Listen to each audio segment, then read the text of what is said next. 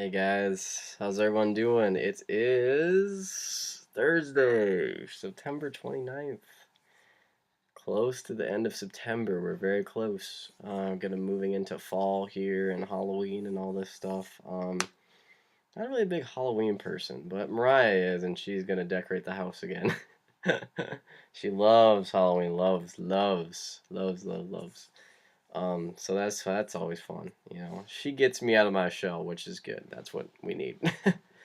Once in a while, you know, I need to lighten up about stuff. But yeah, I just want to make a video. I'm back from work, as you can see. I haven't done anything, but I just want to talk about a few things. That this is kind of not necessarily a rant video. It's just kind of like a ramble video. You know, it's about stuff that's on my mind that I like to share with you guys, and kind of where I'm at. You know, with my music and just me in general. And we will keep politics out of it this time. I know it's insane. I'm putting that to the wayside, but just let you know I'm going to be focusing some on religion and stuff and where I'm at with that. So just let you guys know beforehand. That's kind of the angle I want to take on this. You'll understand. But let's kind of start out with that. Let's start off with that. My thoughts and stuff. Going to religion, that aspect. I feel this is weird. This just came up out of the blue. But I am a Lutheran. I'm a Christian. But I do believe in equal marriage. I believe that a man and a man or a woman and a woman should be married. I think that's fair. I think that's great, you know. I don't shoot them down. I don't say no, I don't believe in that. I believe 110% with them. And I was pondering this. I'm like, I wonder if he's mad.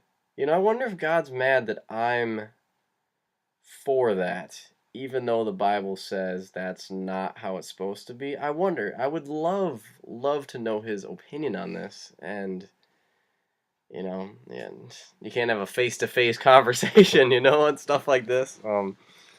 But this is weird to me. I know I shouldn't question this, but I have questions. You know, it's interesting to me. I like to look at different angles of the same coin. But with equal marriage and stuff, it's in the Bible that says it's wrong to do that. Okay, sure, all right, I get that. I respect that. Whoever believes that, that's fine. I'm not going to shoot you down. I'm not going to say you're wrong. I'm not going to push you to the side because that's not me. I don't judge people, no matter our religion, life choices, anything. Man, I don't judge people. You know, people are people. They're them. You know, I don't want to change that person. You know, I don't want to push that person just because I disagree with him. If I disagree, I'm not gonna come out and be like, "No, you're wrong and I'm right." I would never ever do that to somebody. You know, and I would explain my side, and we kind of go back and forth and kind of. It's interesting because I like to see people's sides of this. Because it's very divided. Mostly the people I went to school with are like vote no, equal marriage stuff. Of course, musicians, very laid back people. Just want love and music, man. That's all we want. That's a perfect world right there. Peace, love, music, and equality. We're set. We are set to go. That's the direction I want us to go, you know? And I don't know if we'll ever get there, you know, but I'm there. I can say proudly that I'm there, you know, and I feel like I'm at peace, you know, even though the world around me is just who knows, you know. We keep dividing ourselves more and more daily, and but to fall back, I'm going back on the equal marriage thing. It's just from my perspective, this is my feelings. I don't see it as wrong. That's my morals. You know, why would I want to take something away from someone else? Just because it says in the Bible, that it doesn't stop me. You know, I don't see it as a bad thing. I don't think he would look at me and say, "No, Jake, they don't deserve that. You do." I'd be beside myself. I would be beside myself. I think he would understand. You know, he sees the good in me. You know, he sees that I just want everyone to be happy. Equality, man. You do you do you.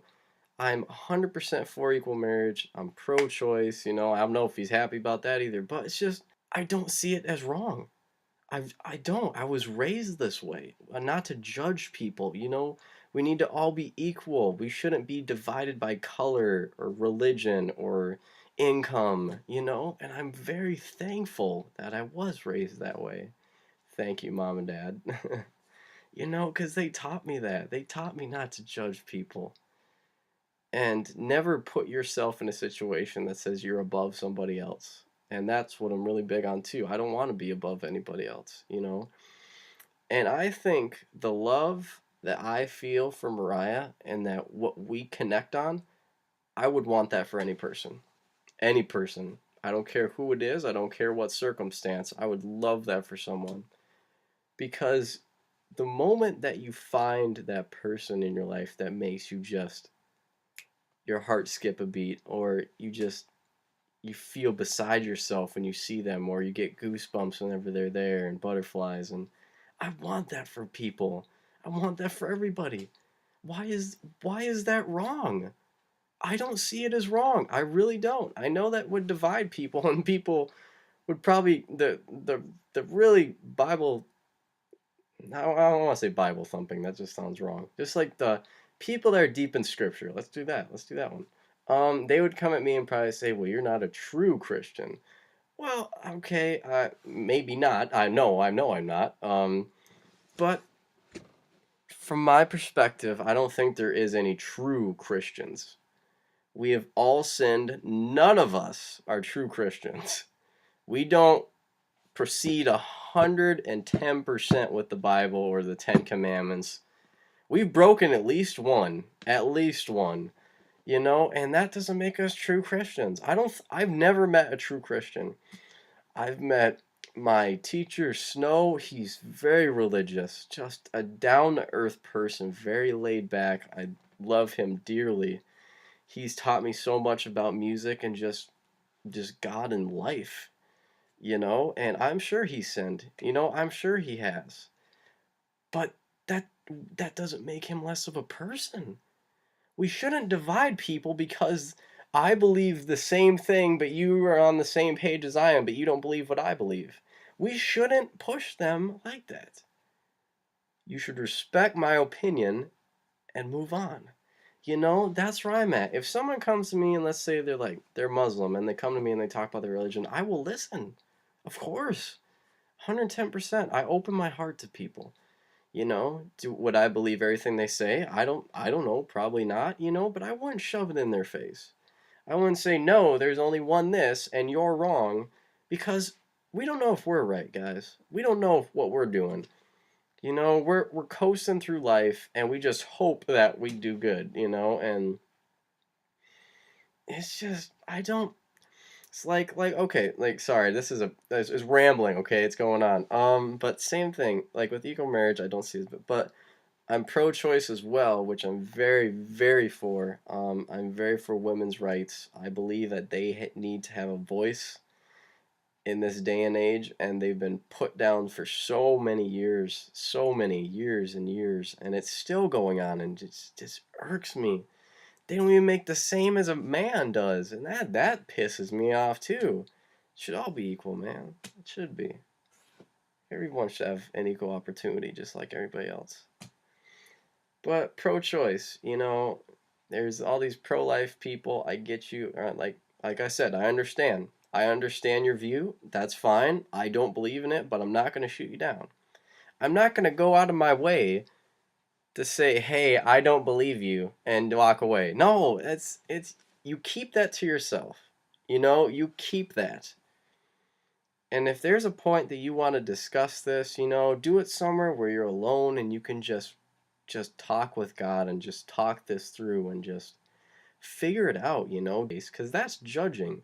That's judging a person just because they don't believe how you do or they don't walk the same way you do. You know, no one walks the same. No, none of us are the same, you know? And God probably isn't happy that I'm pro-choice, but I don't know. Maybe he is. I don't know. You know, none of us know. We just have the Bible. We don't we don't know, until the day comes where we can move on to our next chapter. We all those questions will be answered, but now it's kind of a guessing game. It really is. It's kind of just your your input. And there's like the 10 commandments to kind of guide you, but you have free will. You can do whatever you want, and you just have to know the consequences or different angles or anything of it. But it's like, I don't think he would be upset with me that I'm standing up for women. I don't think he would do that. I know he wouldn't. Because if he did, I wouldn't understand. I'm like, but they've been shut down. They have a voice. They deserve a voice in this world, especially with their birth and their bodies and their child, their baby. They should have the voice, not somebody else. Because who the hell is he going to do? Or this person over here that's going to determine if it's okay? They're not you. They're not in your shoes. They don't go through your life. They have no idea what it is. Just a piece of paper pretty much that writes out. And and I think that's wrong. That should not be the way this should work. I'm 110% pro-choice. I'm 110% equal marriage. I think we should raise the minimum wage. We should just be equal. And I'm proud to say that. I have no shame in saying any of this. I just want you guys to know that. I know that there's people who would like probably thinking in their heads that he has completely lost it. Maybe I have, but at least I'm happy. At least I'm at peace. I'm happy with myself. I'm happy with the choices I've made, even though I've made a lot of bad ones. I've made a ton of bad decisions and choices, but I took the consequence. I, I was responsible for my actions. I took the consequence. And a lot of people now don't. They don't want to fall. They're afraid to fall. So they put the blame on someone else. They throw it on someone else because they don't want to fall. And you need to fall. You do. And I know that might sound just absolutely terrible, but it's okay to fall. You need to fall. There is a point in life where you need to fall. You need to get knocked down. Because if you coast through life and nothing changes, everything's good, you won't you'll just know that line that you're coasting on. You won't see the world around you. You wouldn't know the action if I went out with this girl and not this person, or if I talked to my parents about this or I didn't. It's just an example, but they wouldn't know. They wouldn't have the pride that's inside them, the brave to just get back up and say, "No, I'm not down." You know, when I have children, I hope that they understand that. If they fail a test or they lose a game or they be, shouldn't be punished. We're all learning. I'm still learning. Good Lord, we all are. It never stops learning. And it's a great experience in life to fall early on, because what this sets forth is you kind of get tough skinned. You understand, like, you fell, so you know kind of where you're at. And what's amazing about this is that you get to help other people that have fallen and don't know what to do. They don't have the strength to get up, but you can be there and you can be that person in someone's life. And it is the most rewarding thing I think I could do for someone. I've done it so many times, and every time is just a blessing. It's to know that I've saved or helped someone is that's enough for me. That's all I need in this life. If I'm sharing my word with others and it's helping them through tough situations, that's all I need. And it is an absolute blessing to go to someone that is struggling with life or money or depression or mental illness of any sort, and to talk to them, understand them, get on the same level as they are, and it is so rewarding. So don't be afraid, guys. Do not be afraid to go out of your comfort zone and help those people, because You will not regret any of it. You won't. And I helped a lot of people. I'm still helping people, and I'm helping a person right now, and she's thanked me so many times that I'm just there, and that we can talk through stuff, and I understand, and just to be a listener, kind of someone from the outside looking in, and just observing. Sorry, I got my notes here. I got all this stuff I need to write down. To go back to me, we're gonna fall away from religion for a sec. I just feel like the world isn't. I'm not hot wired for this world, you know, or this time period. I'm not. I never rush, even if I'm late. Um, I'm very laid back, very understanding, very caring. I don't like to compete. I don't think we need to compete. Um, and I don't like selling stuff. I don't like twisting someone's arm to make them buy something even you don't want to buy. There's a fly in here. I'm gonna kill it. I swear. But back to where I was going. But that's kind of what I wanted to explain to you guys about. We shouldn't judge people. We shouldn't just because they believe different things than we do. That doesn't make you a better person than them. It doesn't. And we shouldn't push away or punish those people. As I've seen it so many times with religion and God, anything. Religion's a big one though. I see that constantly. Like we put people down because they're not a true Christian. You don't understand, but that's who they are. We there's nothing we can do. Like let them be them. You know, if they believe something that you don't, fantastic. That's what makes us unique. Come on, guys. Not all of us can be the same, and there's no true Christians in this world. I will say that there's none. We've all sinned, guys. We have all sinned. I don't know any true Christians. I don't. Even I don't. It's just it's silly to think that now because we've all sinned. There's not one person on this earth who has not sinned at least once. I can't even name one. I can't. And God understands that. He understands. He's not going to shoot people down for believing differently. We shouldn't push those people out. None of us are perfect. And we have to accept that. None of us are going to believe exactly the same stuff. And I think I'm big with that on like children too. Like we shouldn't set something in place for them. We don't know what they want. And I would never do that to my children. I would never, before they're born, I'll say, you're going to be like a doctor with this much. No, no, don't put them up yet. They don't know where they want to be. They could be a garbage man for all we know, and I'd be happy with that. Because as long as they're happy, I'm happy. It doesn't matter how much you make or how many cars you have, or it's all material stuff, guys. None of it matters.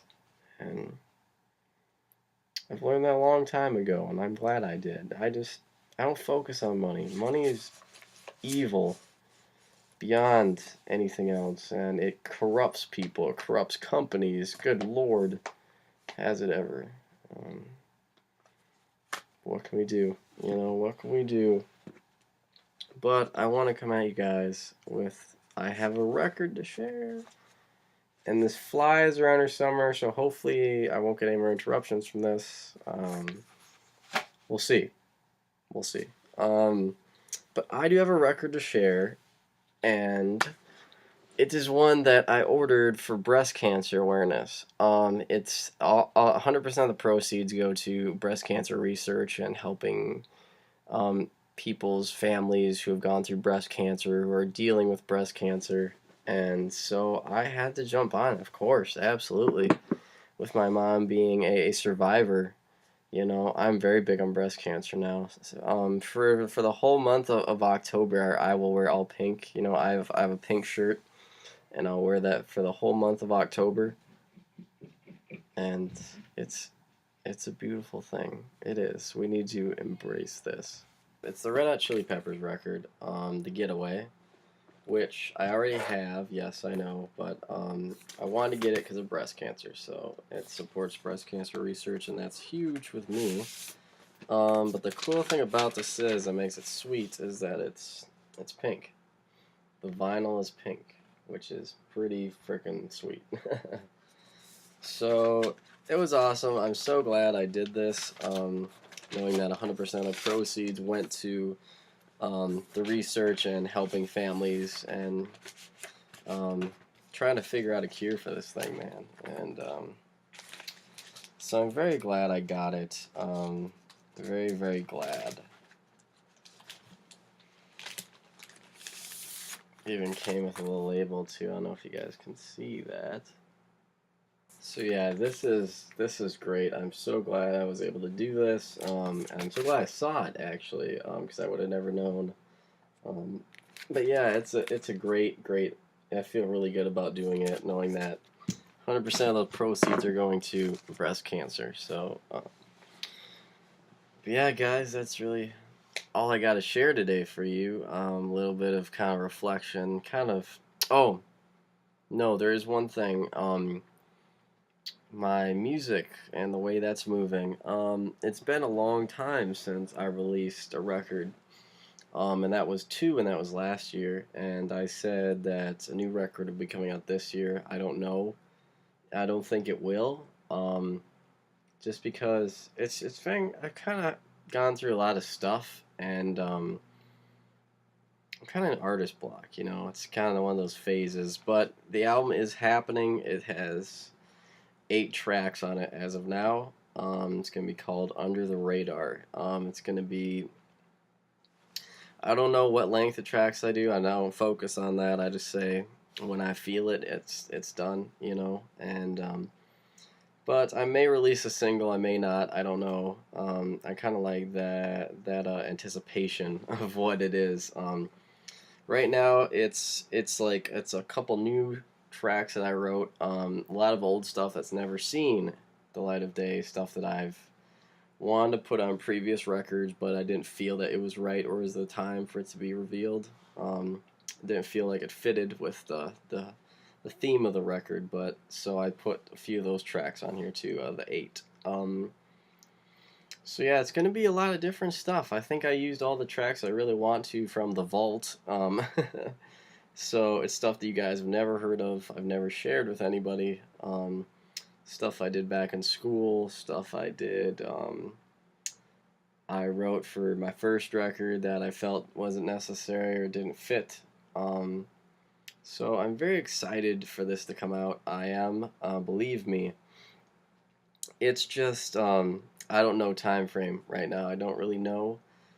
Right now I'm in kind of a jam with artist block, so I'm kind of thinking of new ideas. I want to expand those ideas and yeah, try and make this thing work, man. And I'm very excited to get a new one out.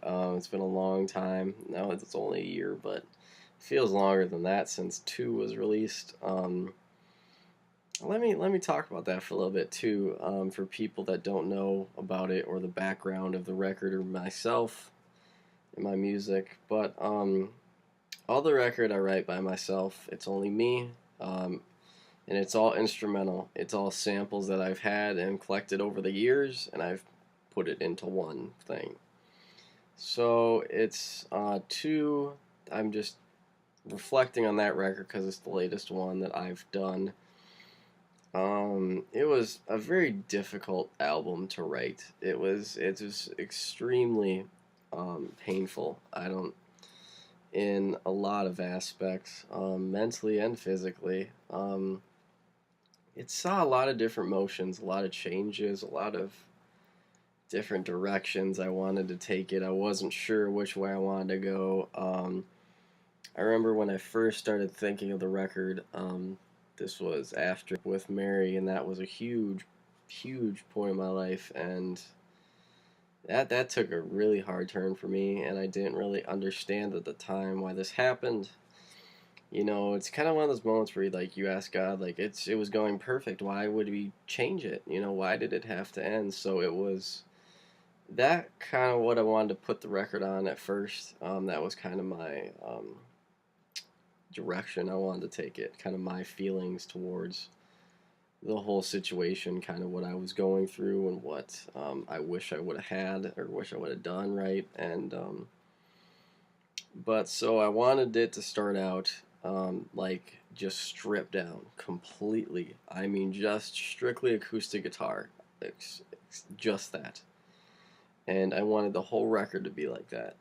And because I wanted to feel like hollow, like there's not much there. You're depressed, you're down. There's nothing like you feel is worth anything.